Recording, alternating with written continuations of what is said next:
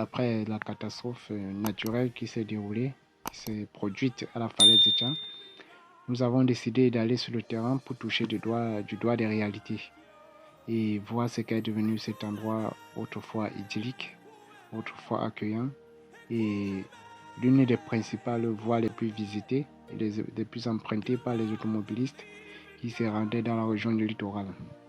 Comme vous pouvez le constater, nous sommes comme ça en train d'emprunter la falaise à pied avec les plantations complètement détruites et modifiées. La route même est inexistante. Il y a des pentes partout. Pour regarder plus haut, vous allez constater que même le sol était complètement déblayé et même le goudron autrefois existant est complètement absent. Vous regardez le flanc de la colline plus haut, c'est où la terre s'est détachée complètement et a détruit le paysage et entraîné avec elle les plantations environnantes.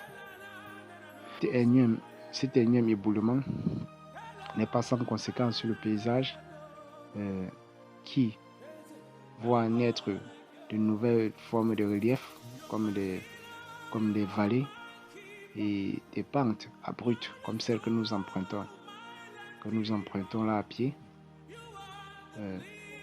pour arriver à la crête de la colline, puisque cette crête mesure plus de 10 mètres de hauteur.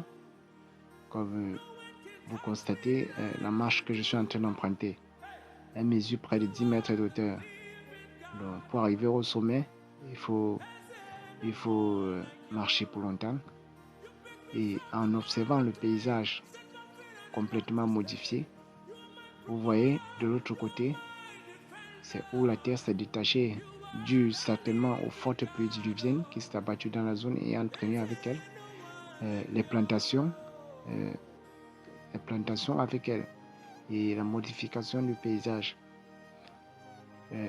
Certains témoignages frais disent que les engins se trouvent à la vallée, plus loin, plus en bas,